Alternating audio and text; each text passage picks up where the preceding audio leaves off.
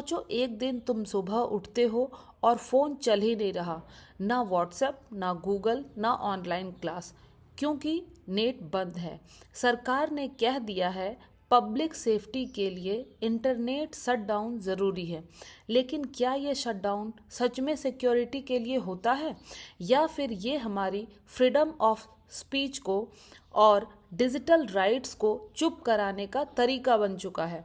दोस्तों, आज हम बात करेंगे भारत के इंटरनेट बंद के पीछे की सच्चाई, यूपीएससी के लिए इसका क्या रिलेवेंस है और एक सिविल सर्वेंट होने के नाते आप क्या स्टैंड लेंगे। कल तुम्हारे एरिया में एक एग्ज़ाम लीक हुआ, तुम इंस्टाग्राम भी नहीं खोल पाए क्योंकि सरकार ने इंटरनेट बंद कर दिया है। लेकिन क्या ये सच में सॉल्यूशन है या डेमोक्रेसी पर बंदूक?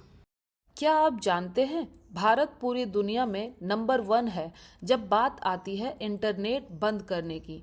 हर साल भारत में 50 से भी ज़्यादा बार इंटरनेट बंद किया जाता है और कई बार तो पूरे राज्य में। सबसे ज़्यादा शटडाउन्स होते हैं जम्मू कश्मीर, राजस्थान और मणिपुर में। कारण क्या बताए जाते हैं? दंगे या हिंसा को रोकना, पेपर लीक रोकना या प्रोटेस्ट दबाना। लेकिन सवाल उठता है, क्या ये शटडाउन्स ज़रूरी होते हैं या इनका इस्तेमाल लोकतंत्र की आवाज़ को दबाने के लिए किया जा रहा है? यूपीएससी के पॉइंट ऑफ व्यू से ये मुद्दा बहुत इम्पॉर्टेंट है, खासकर जीएस पेपर 2, 3 और एथिक्स में।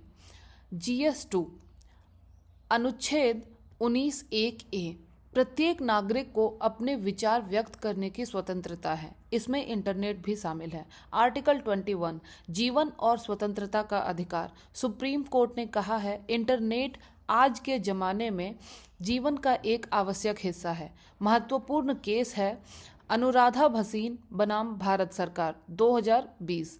सुप्रीम कोर्ट ने कहा है कि बिना समय सीमा के इंटरनेट बंद करना असंवैधानिक है। जीएस पेपर 3 इंटरनेट सिक्योरिटी और साइबर गवर्नेंस। इंटरनेट का गलत इस्तेमाल हो सकता है, लेकिन पूरे नेटवर्क को बंद करना कितनी बड़ी कीमत है, यह हमें सोचना होगा। एथिक्स जीएस 4 विवाद, सुरक्षा बनाम स्वतंत्रता। क्या हम सिक्योरिटी के नाम पर हर बार लोगों की आज़ादी को कुचल सकते हैं? Rajasthan paper leak case. एक परीक्षा में पेपर लीक हुआ, सरकार ने पूरे राज्य का इंटरनेट 12 घंटे के लिए बंद कर दिया। लाखों छात्र जो कोचिंग, ऑनलाइन टेस्ट सीरीज या क्लासेस अटेंड कर रहे थे, उनका क्या दोष था? छोटे दुकानदार, डिलीवरी बॉयज, फ्रीलांसर्स, उनका काम रुक गया सिर्फ एक लीक के लिए। मणिपुर इंटरनेट बंदी। सांप्रदायिक हिंसा के बाद मणिपुर में 1 साल से ज़्यादा समय तक इंटरनेट बंद रहा। इसका असर क्या हुआ? बच्चों की ऑनलाइन पढ़ाई ठप, अस्पतालों में कम्युनिकेशन बाधित, पत्रकारों और ह्यूमन राइट्स वर्कर की आवाज़ दब कर रह गई। इससे हमें रोजगार पर असर देखने को मिला, शिक्षा पर असर देखने को मिला एंड मानवाधिकारों का हनन हुआ। अब सवाल है, क्या हम इंटरनेट बंदी का कोई बेहतर विकल्प ढूंढ सकते हैं? टारगेट ब्लॉकिंग का यूज़। सिर्फ स्पेसिफिक ऐप जैसे व्हाट्सएप, टेलीग्राम को बंद करना, पूरे इंटरनेट को नहीं।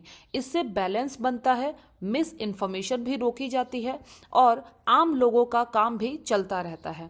इंटरनेट सस्पेंशन रूल 2022 का सुधार। इंटरनेट बंद करने के लिए जो नियम बने हैं उनमें अभी भी बहुत लूप होल्स हैं। ज़रूरी है कि शट डाउन सिर्फ जेन्युइन इमरजेंसी में हो और हर बार रिटन एक्सप्लेनेशन टाइम लिमिट हो।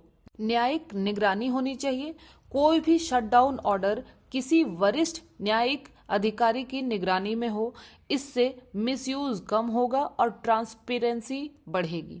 ट्रांसपेरेंसी और पब्लिक रिपोर्टिंग। सरकार को हर बार बताना चाहिए कि किस कारण से कितनी देर के लिए शटडाउन हुआ और इसका इम्पैक्ट असेसमेंट भी पब्लिक हो।